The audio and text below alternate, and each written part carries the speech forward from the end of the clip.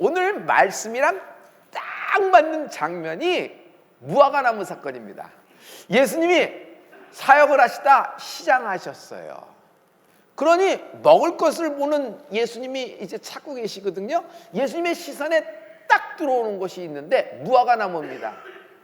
무화과나무가 한둘이 겠어요? 그러나 그 한 그루에 집중합니다. 그 한 그루는 다른 나무와 다르게 잎이 무성한 거예요. 잎이 무성한 거예요. 여러분, 무화과나무는 특징이 있어요. 제가 찰스 스펀전의 책을 읽으면서 여기서 깜짝 놀란 점이 있는데, 무화과나무는요 열매가 먼저 맺혀요.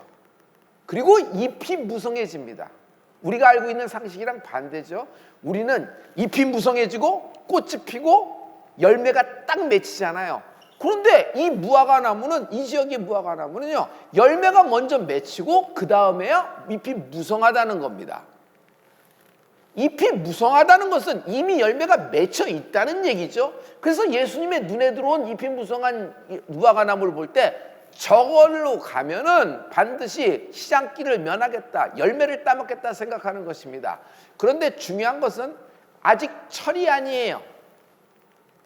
아직 열매를 맺는 시즌이 아니란 말이에요. 그런데 이 무화과나무는 굉장히 빠른 속도로 잎이 무성한 겁니다.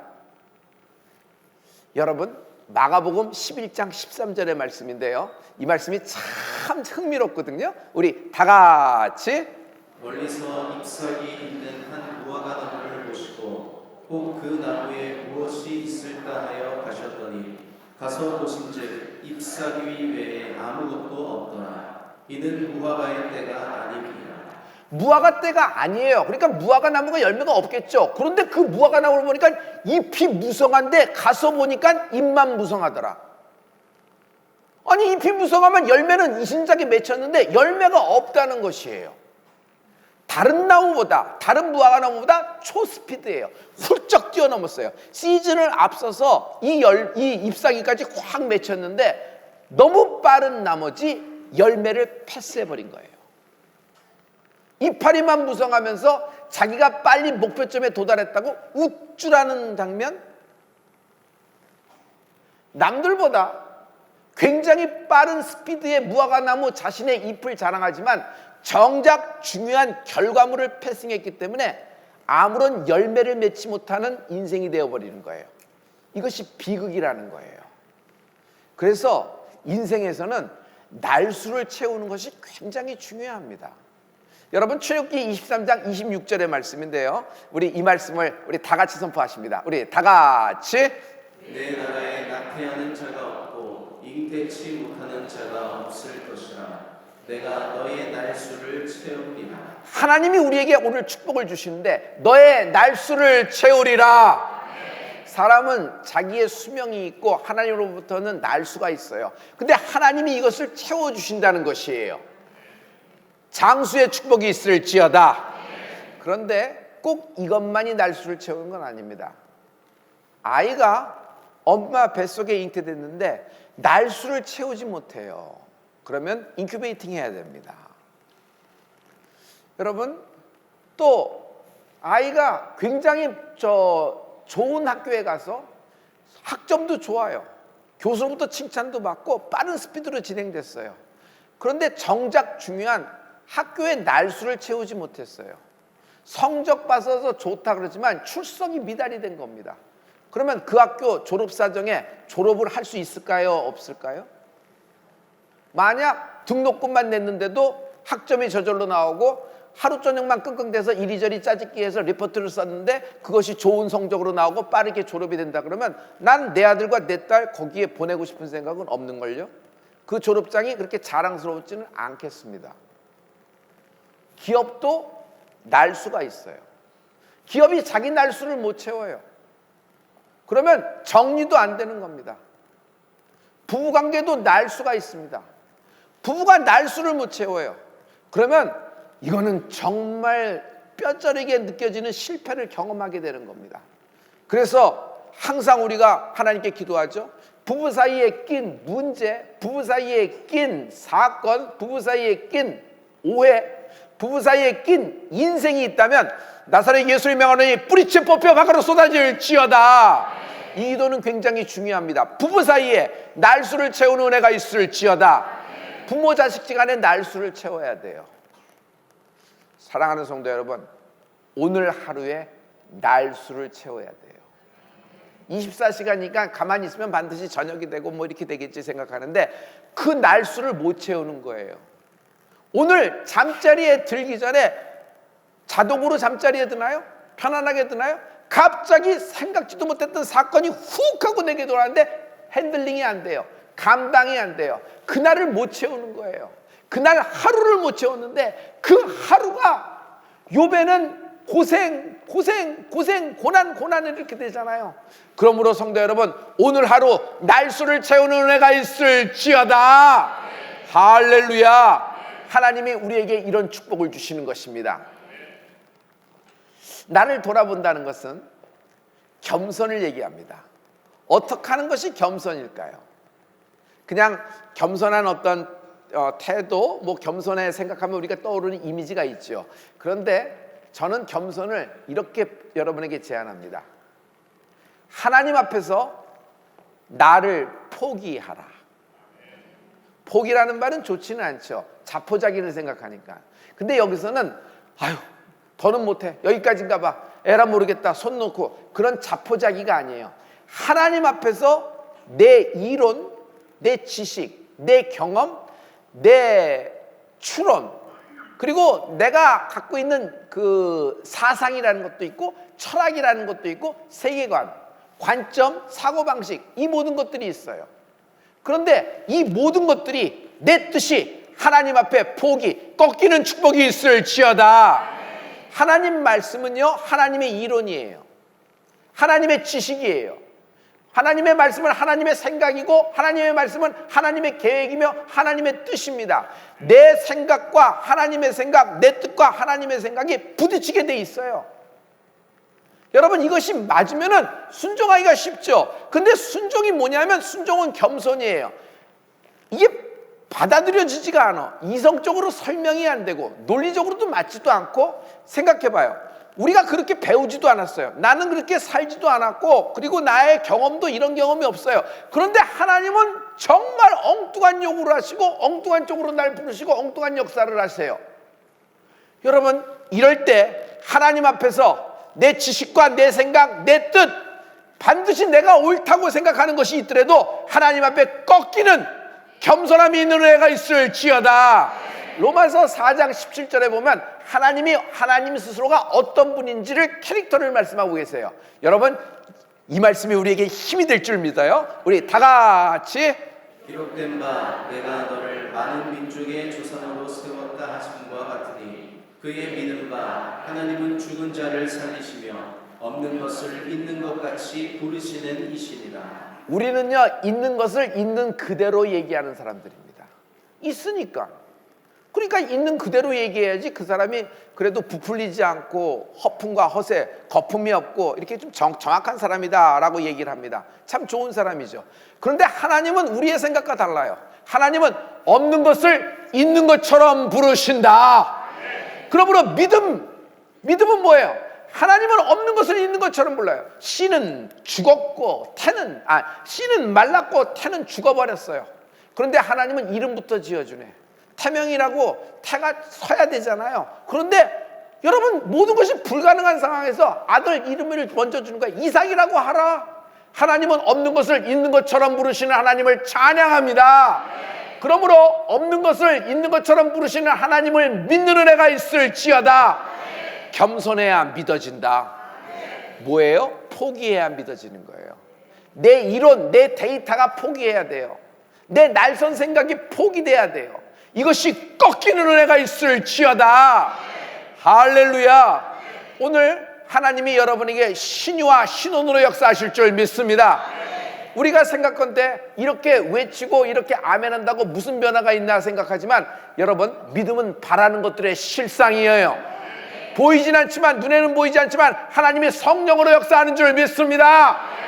믿기 전에는 인간적으로 생각하고 인간적으로 행동하는 겁니다.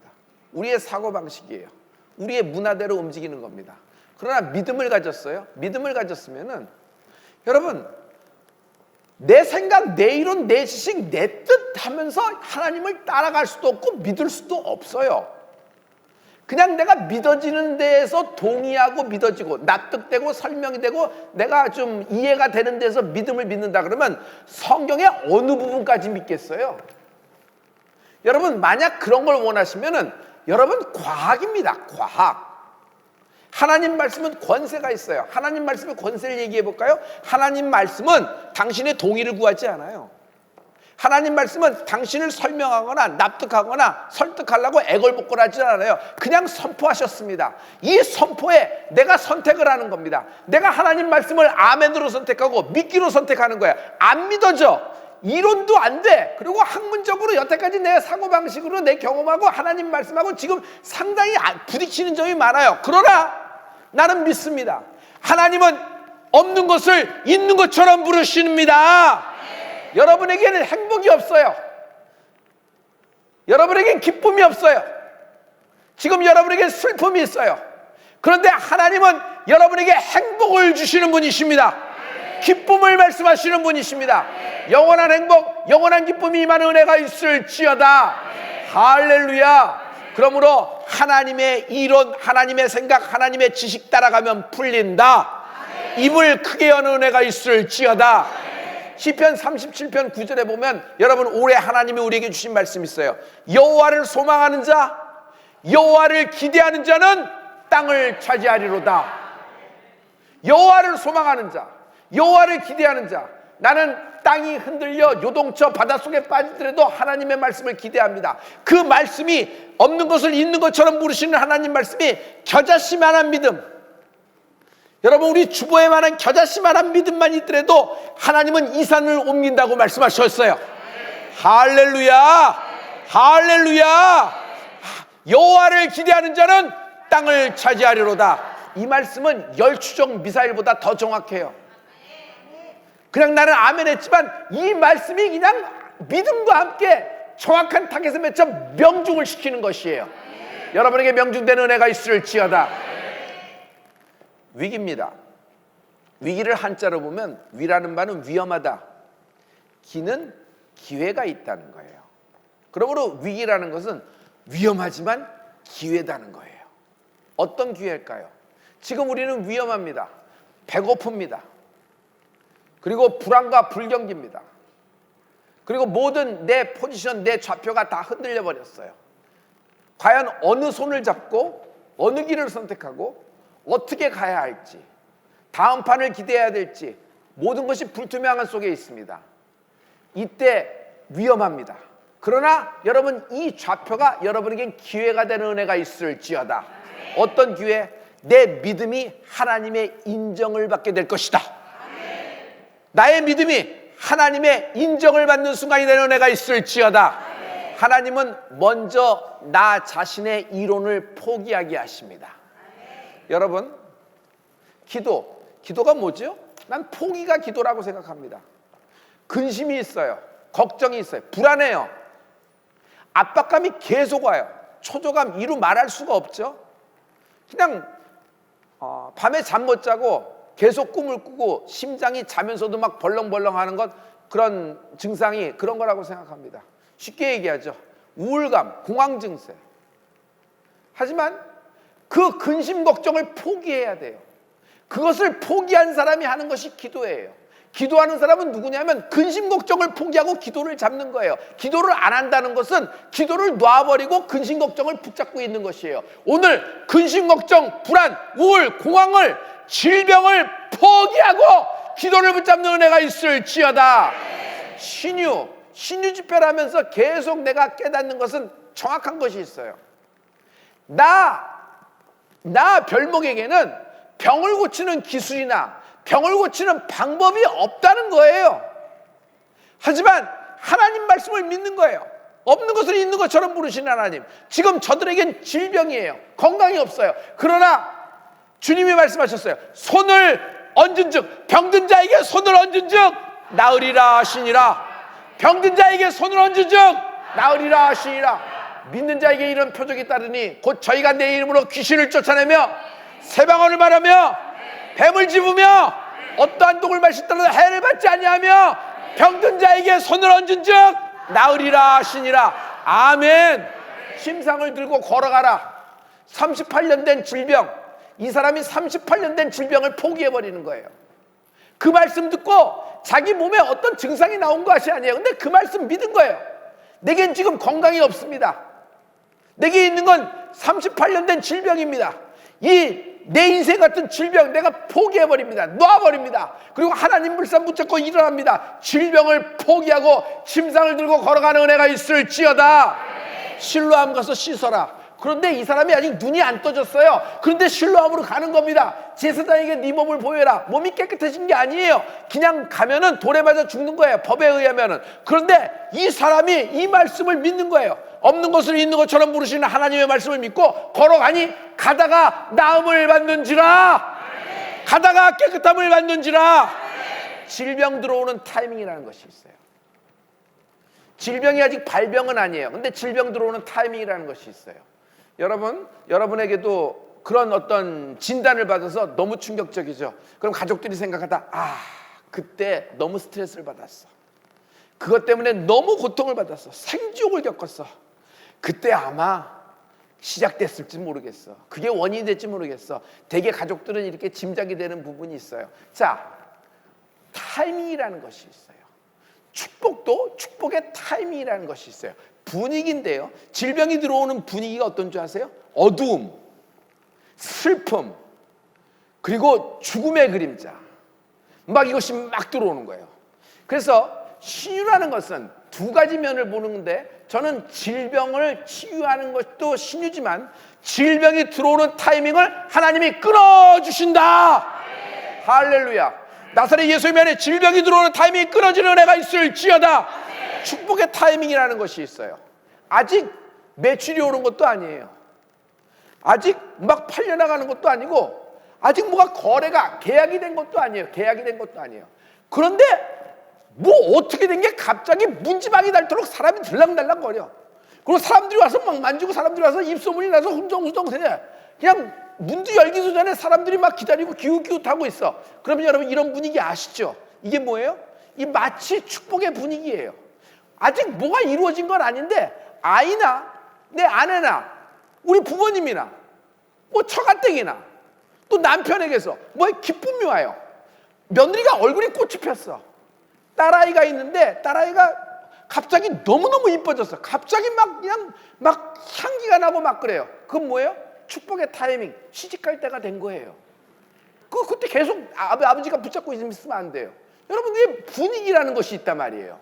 여러분, 하나님은요 우리를 위하여 모든 것을 동원하시는 분이십니다. 불경기, 불황 때 하나님이 동원하신다. 하나님은 나귀가 필요할 때 예수님의 1호차 나귀를 동원하셨어요. 하나님은 필요하실 때 물고기 입을 열어서 동원시키셨습니다. 빌립보서 4장 19절에 하나님은 풍성하신 분으로서 너희 모든 쓸 것을 채우시리라. 너희의 모든 쓸 것을 채우시리라. 여러분 채우신다 해보세요. 너의 모든 쓸 것을 채우시라. 내 모든 쓸 것, 내 모든 쓸 것을 다 쓰도록 하나님이 채워주신다는 것이에요. 여러분 입을 열어서 얘기해야 돼요. 있는 것을 있는 그대로 얘기하지 말고 없는 것을 있는 것처럼 부르시는 하나님을 의지하는 은혜가 있을지어다. 할렐루야. 너희 모든 쓸 것을 채우시라. 나의 모든 쓸 것을 채우시라. 왜 겸손해야 될까요? 왜 포기해야 될까요? 겸손한 심령에 성령님이 임하십니다. 요한복음 3장 6절에 보면 육으로 난 것은 육이요 성령으로 난 것은 영이라 그랬어요. 여러분 육으로 해결할 수가 없어요. 육으로 천국 갈 수가 없고 육으로 풀릴 수가 없어요. 하나님은 오직 성령, 하나님의 영, 하나님의 신, 성령으로 난 것은 영이라 그랬어요. 살리는 것은 영이니 육은 무익하니라 그랬어요. 우리를 살릴 수 있는 것, 나를 이 고난과 이 역경에서 나를 건져주시는 것은 오직 성령님이십니다. 근데 이 성령님이 우리에게 어떻게 들어오시나요? 그냥 말씀에 아멘하면 성령에 들어오시고, 말씀에 뭐 그냥 미지근하면 성령님은 나가시고, 성령님은 인앤아웃, 외출했다 들어오셨다, 들어오셨다 외출하셨다 이렇게 왔다 갔다 방문하는 방문객이신가요? 그렇지 않아요. 임마누엘 되신 하나님은 영원토록 나와 성령 하나님으로 동행하고 계십니다. 할렐루야. 예수님이 승천하기 바로 직전에 지상 있는 모든 제자들에게 승천하시면서 마지막 하시는 말씀이 사도행전에 나와 있어요. 너희들 예루살렘을 떠나지 말라. 예루살렘을 떠나지 말라. 성부 하나님, 아버지가 약속할 것이 올 때까지 기다리라. 아버지가 뭘 약속하셨는데요? 성령 세례를 약속하셨어요. 사도행전 1장 5절의 말씀인데 이 말씀을 우리 다 같이 선포하십니다. 시작! 요한은 물로 세례를 베풀었으나 너희는 몇 날이 못되어 성령으로 세례를 받으리라 하셨느니라. 성령 세례는 신학자들이 현대에 맞춰서 개념 정리, 그리고 우리들에게 설명을 하기 위해서 뭔가 만들어낸 신조어가 아니에요. 성령 세례는 예수님이 말씀하신 거예요. 요한은 물로 세례를 줬다. 그러나 너희는 몇 날이 못돼요.